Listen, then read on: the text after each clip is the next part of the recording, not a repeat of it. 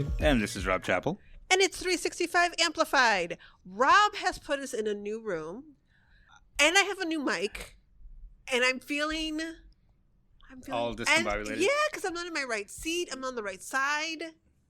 To be honest, our normal room was booked. Well, rightfully so. So in the sense that I waited too long to book a room, I did put us in this room. Yeah, but how many people need a meeting room at 9:34? Who is me at 9:34? Right. On a Thursday. These busy entrepreneurs here I know. at Starting Block. I mean, people who actually have incredible busy things to do and right. not talking on a microphone just to talk. This is what I sometimes feel like we do. But no, we tell the news. We tell the news. We tell the news. Yeah, I'm sorry. Let's correct that. You all tell the news. That's a very new slogan. We used to be like a new voice for Madison was our thing. Yeah. 10 years in, I don't know if we're new anymore, but also we tell the news. I think it's just a great.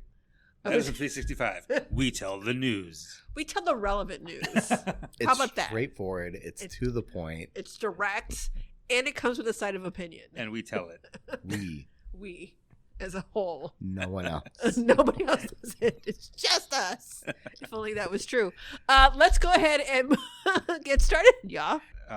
We have an update from last week. We talked about the Merida nurses being on strike for a week, and it worked apparently. Right, Omar? It did. Surprise, honestly. Mm-hmm. I wasn't expecting it to pan out because I didn't necessarily know what a 5-day strike entails. Yeah. I personally thought that you just wait out the 5-day strike and the companies go back continue. To status quo. Yeah, the companies just continue doing whatever they want. Yeah, but they're not. The nurses won. The nurses are getting a pay raise, an 8% pay raise over 2 years, which was what they've been pressing for a good amount of time. Mm-hmm. The safety concerns bit, they couldn't really get down because they couldn't figure out a proper language to form some accountability into the contract. There's not. Is it a great way to put that language into the negotiations or to basically agreed? Yeah. But the alternative is that they've, enabled a space and actual method for them to voice their concerns about safety, and Merida has agreed to try to address those as they come. Okay. They are working on ratios a little bit, which is their other pressing points. It's like nurse to patient ratio or patient to nurse ratio. Yes, one of the two. Yeah. I think that's kind of the same thing. It is the same thing. Yeah, I was going to say, you've all just said the same thing. Staffing. Proper staffing levels Basically. for the number of patients There is you basically go. what they're talking about. Yes. While it wasn't exactly what they're looking for in terms of upping recruitment, which the pay will help accomplish that. Sure. The new language will actually hold the management accountable for the negative outcomes of poor ratios. Interesting. Okay. Which is a huge step. Yeah. So, that was agreed upon this previous Saturday. The contract was ratified and submitted on Sunday at 6:59 a.m. And the nurses were back at 7 a.m. Wow. Surprising outcome, honestly. I know. Yeah, but good. I mean, it's resolved at least. Yeah. Whichever side you were rooting for, it's resolved at least. Yeah, right? and moving forward, and patient care is being centered, Yep. and as well as people are like they got 8%, and I heard some rhetoric around that, and I was like, over 2 years, all that is a cost of living, raise, More or less, yeah. Which is what they're asking for. Yeah, they weren't asking for something. Right. They're not a CEO asking for 40% of the profits or something like that, Yeah, right? right? Like they were asking for a cost of living wages. But they've also been asking for that increase since. For how long though? So 2019, I believe. And here's the thing. So it doesn't necessarily even get them to meet that minimum cost of living for this year. Now, yeah. It's probably I'll get them the cost of living for 2021. 21 and 22, Yeah. right? Like people suppose that it's 2% every year. It's more than that, and you have to include inflation that and such like that, which that 4% doesn't include. So and 4% per year, excuse me, for the next 2 years, or so it's just interesting the language and rhetoric people are saying. I'm like they only what they got was what they should have had. Yeah. in 2019, y'all. Yeah. Like, not more than that. And then, the opportunity to at least document concerns around safety is just another way for them to have some accountability, some level of accountability on Meritor to acknowledge. And they're not even saying that they get to like address it in terms of like solving it. They're like, oh yeah, we are now aware of it. That might be all they do is like, oh, thank you for bringing this to our attention. Probably. Yeah, right. So, but it's great to hear that they were at least supported, and some things were addressed, and hopefully they're continuing to negotiate and address for the next couple of years. Yeah. And we're going to stay in the healthcare space for a minute because our office neighbors over Wisconsin Watch did some investigating about the healthcare systems, the hospitals specifically in Madison, and their DEI language, which has changed. As Margaret Schreiner did some very good reporting on this, just looking at websites and looking at Wayback Machine captures of websites and how you can see changes. And this is all in response to the Trump administration's hostility toward diversity, and pledge to withhold federal funding from anybody who talks about DEI. With that in mind, SSM Health basically removed the word diversity from their website entirely, but they have replaced it with inclusion, which I guess is culture and inclusion. Yes, culture and inclusion. Yep, you're right. Our commitment to diversity was the title of one of their pages. Now it says our commitment to culture and inclusion, which the I in DEI stands for inclusion. So I guess that's It's just interesting, right? Like so many folks, including health systems, are removing the terminology diversity, but are needing so many words to replace it. And what does that say to you, right? Like, UW Health did the same thing. They put out a huge, and we covered that, statement, shared their statement. We shared their basically as an op-ed.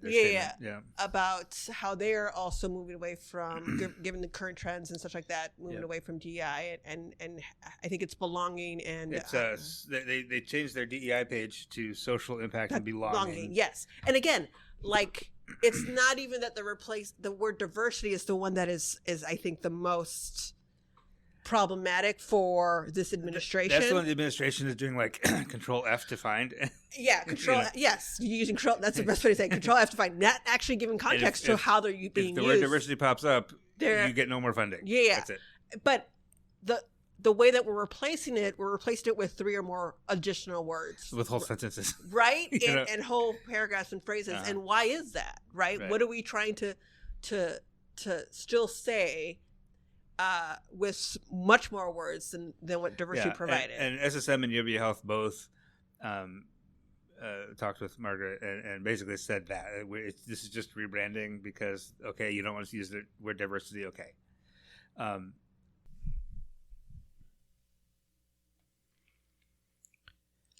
there's kind of a lot of stake at the University of Wisconsin, right? That UW Health gets about $5 million in federal funding every year.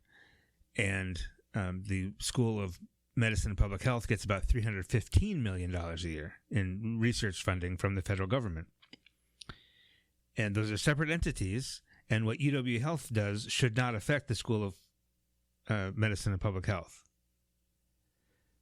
But I could imagine a scenario in which the Trump administration says, all these doctors are also professors in the university. So if UW Health doesn't take the word diversity off its websites, we're going to take away that $315 million for the university. Now, I don't know that they would do that, and the university told me that they're not really concerned about that. It just feels like that. Some institutions are pushing back. Surprise me at all. And actually, like suing if the Trump administration went that way. The administration saying you can't take our funding away because we use the word diversity. UW Health is saying that's not worth the effort. We're going to just do the work but change the words. Freightert in Milwaukee, on the other hand, did not respond to requests for comment.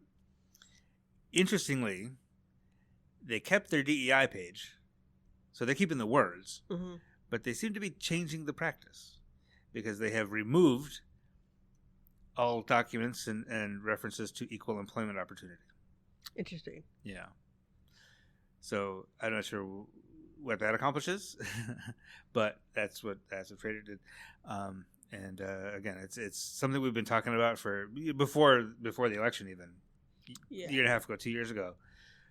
There was this idea that we're going to have to change the language at least, but still do the work.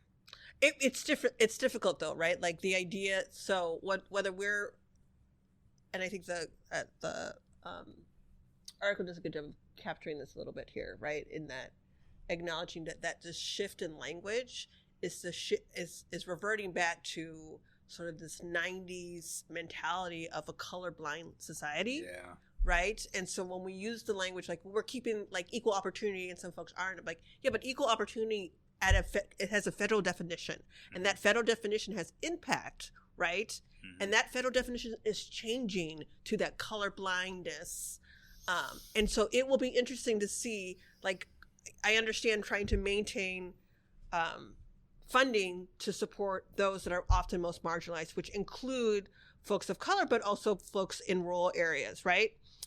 It will be interesting to see how that impacts care still, maintaining that funding, if language for or definitions for like equal opportunity changes, right? So how are we going to be able to provide care if definitions of what care can be under the scope of equal opportunity based on the Trump administration changes, and instead reverts back to this 90s version of what is okay and what's not okay anymore. So, I mean, it'll be interesting to think. I think there will be absolute impact to not just how care is delivered and centered and given permission to give care in certain ways, but also how we are able to research, right? Like having a colorblind society impacted how we were able to research and learn how to provide better care. For example,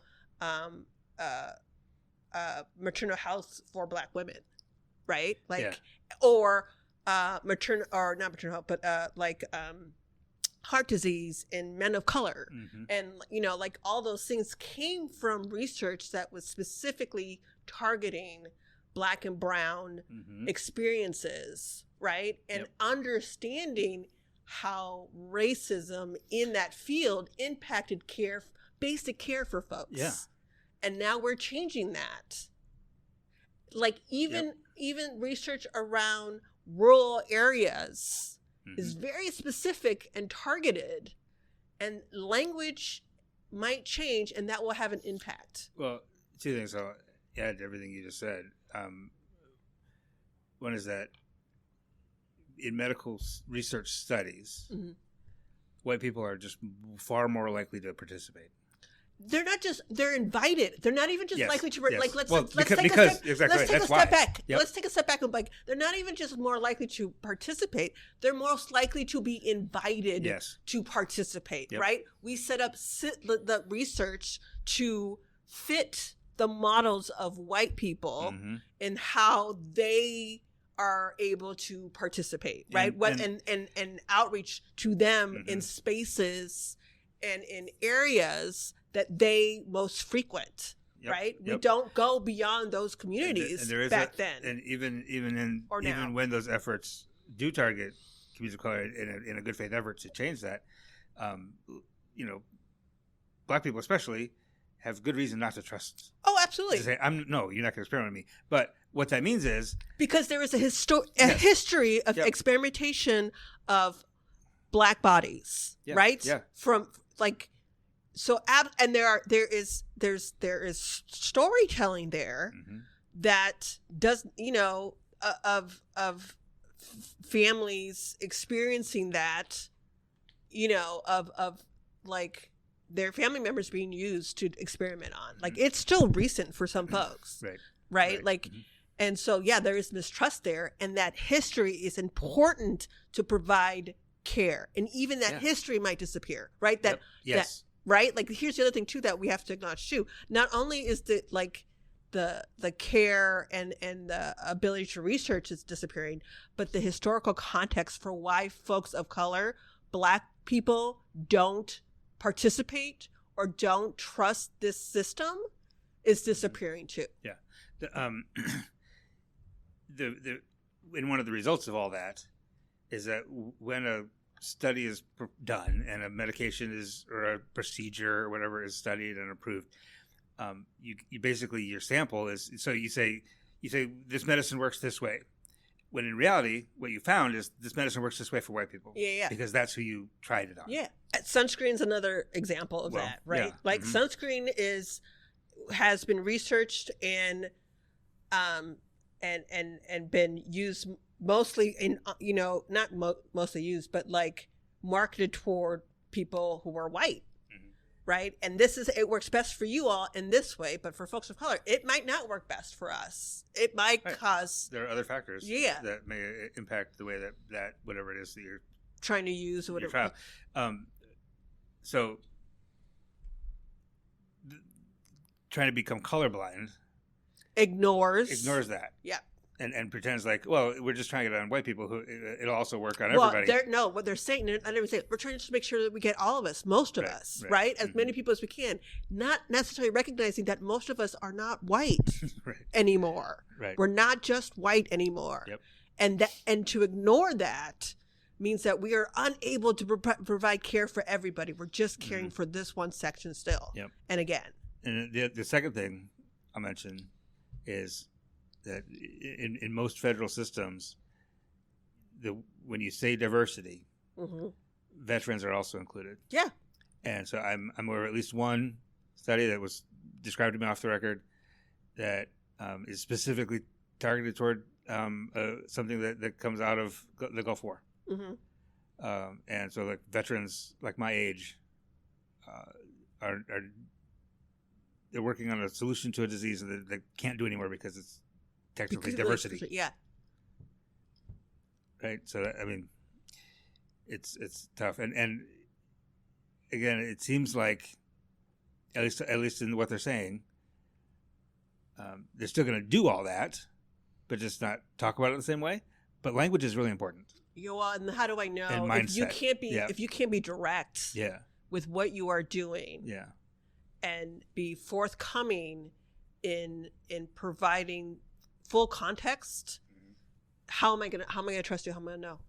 Right, and they're in a tough spot. I mean, obviously, absolutely. I mean, I don't think it's fair to say that or not ignore that these these hospital systems are trying to navigate this difficult time of fitting into these new definitions of things or unsaid definitions. Because that's the other problem.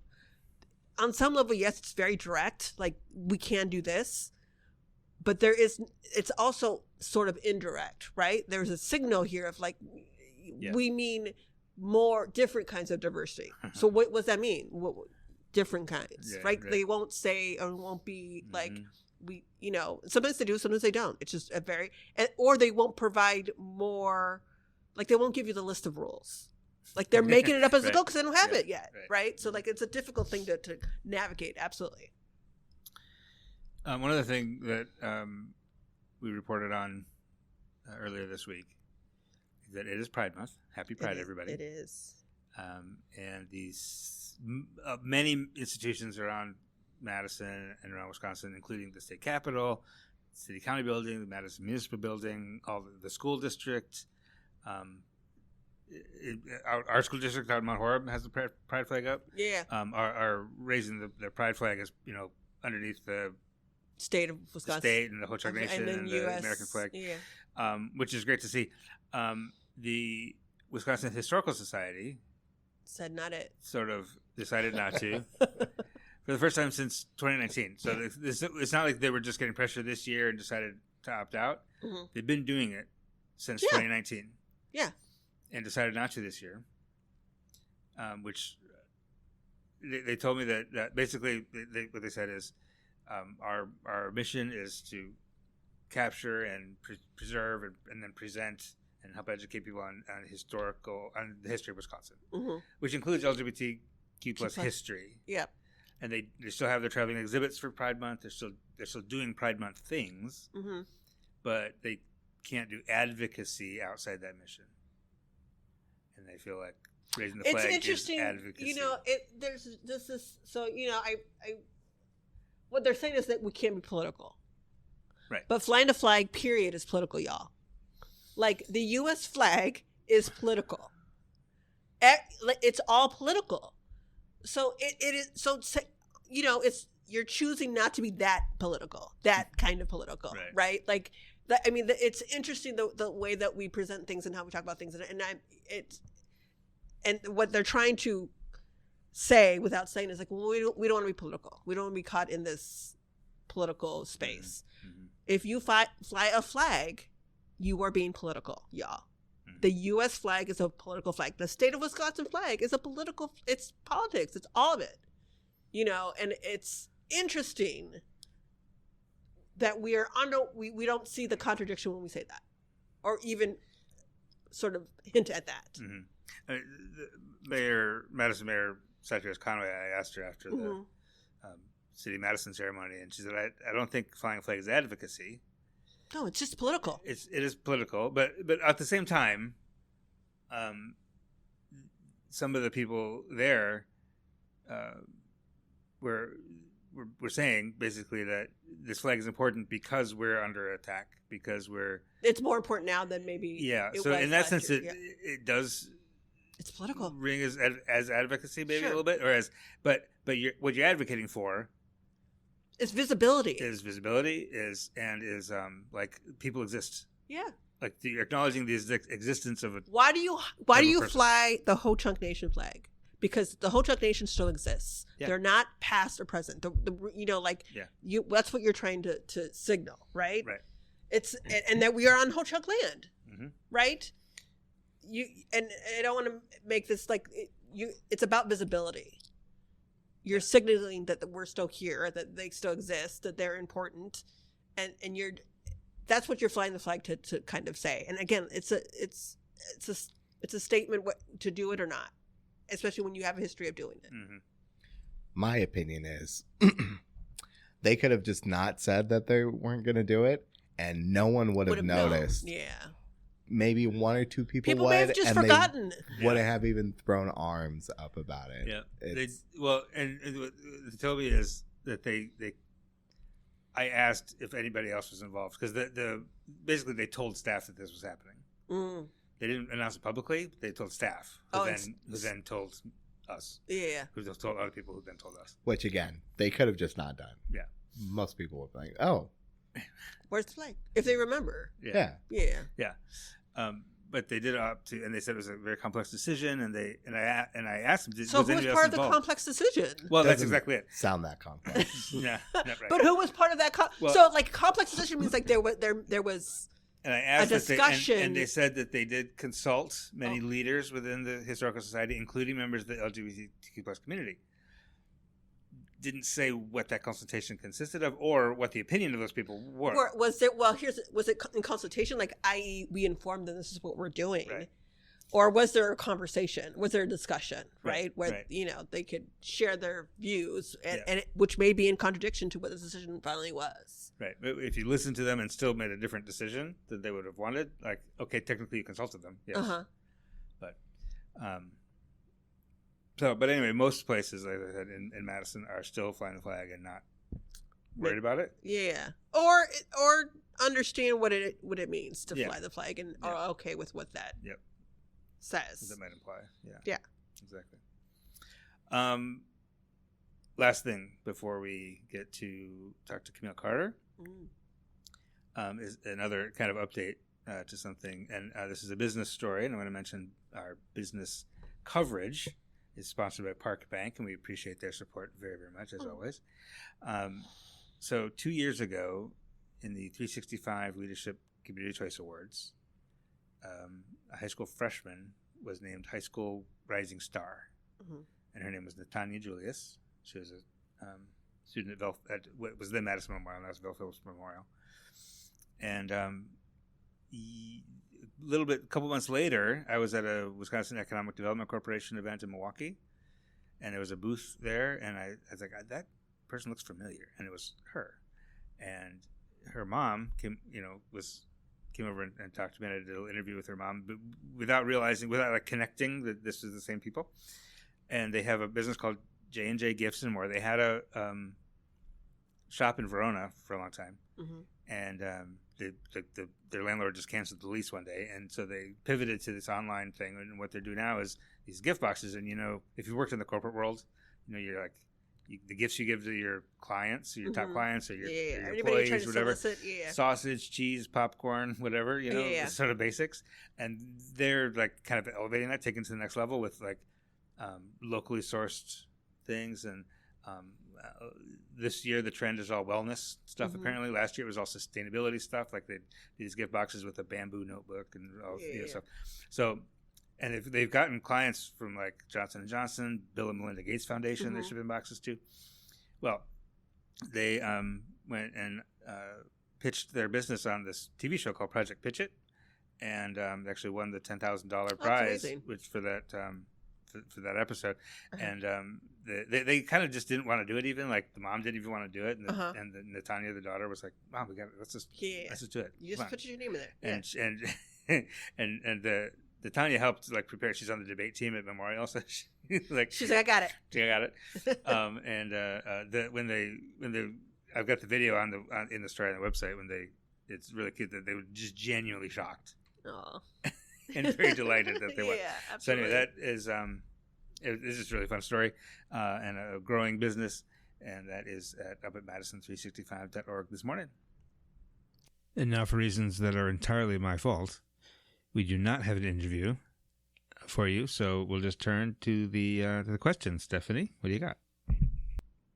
Not that this question is like special in any sort of way, but I did not share the question ahead of time because I feel like you all like come so prepared, even the 5 minutes before, that it's not fair because I'm kind of messy when I answer my questions because I'm still thinking about it all the time. So we'll be spontaneous today with our what questions. Thing should just like it could be like it could be in any sort of thing. It could be like a food item that you find gross. It could be an exercise that you think is silly.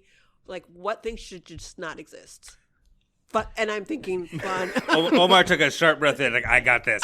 Pets in public places. Everyone has gotten entirely too comfortable bringing their dogs into the grocery store, bringing emotional support animals on planes and places where they don't belong. Your ferret doesn't need to go with you. Your chihuahua does not need to be in this coffee shop at this time. There are specific places for pets. There's parks. There's stores that embrace pets there. Not all of them do. Stop bringing your Labradoodle into the grocery store. I don't want paws all over my fruit. Or like hair. Exactly. Yeah, I don't disagree with you there. Yeah. All right, Rob. Like what should it could be a rule in baseball. I don't know. Or in soccer. Yeah, because I think you have the designated hitter. Oh yeah, you do hate that. In baseball. You've talked about gone. That. Why, Rob? Why?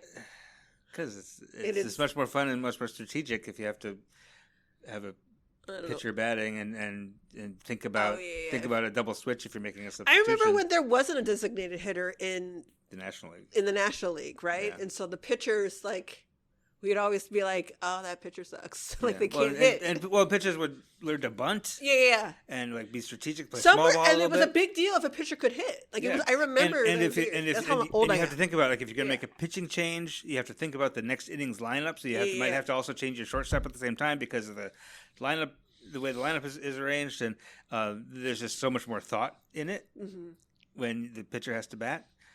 Designated hitter has ruined all that.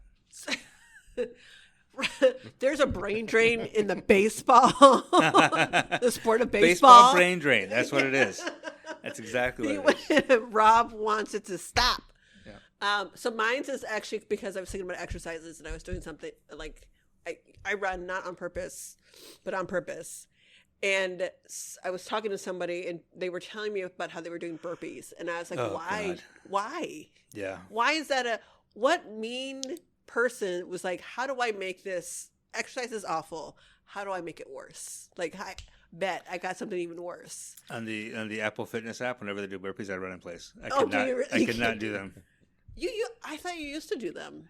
I used to try, but okay. but I'm like, I don't know. I just can't get the motion down.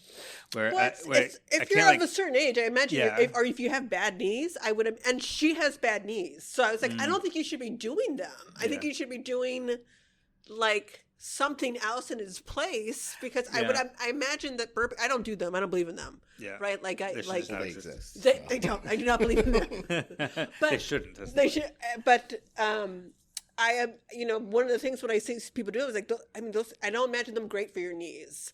And No. so many people I know have bad knees, and either because of age or because of overuse or because Yeah. they were born with bad knees. And I cannot imagine being able to do that. I can remember with your successfully knees. doing burpees in high school when I was like in wrestling practice when I was like 16 and weighed 110 pounds.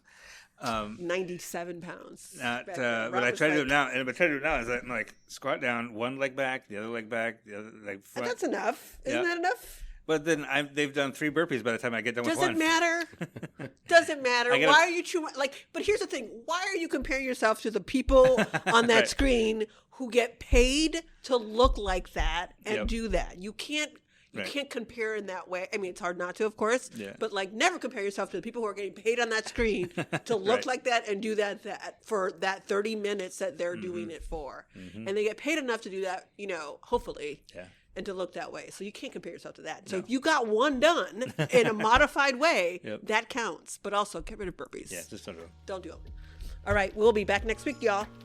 365 Amplified is produced and edited by me, Rob Chappell, and is a production of 365 Media Foundation, a nonprofit, local, independent media organization in Madison, Wisconsin. Wherever you're listening to this right now, hit the subscribe or follow button to get new episodes every Friday. And between episodes, get your latest news at madison365.org and follow us on Blue Sky, Facebook, Instagram, LinkedIn, and Threads. Wherever you get your news, we'll be there.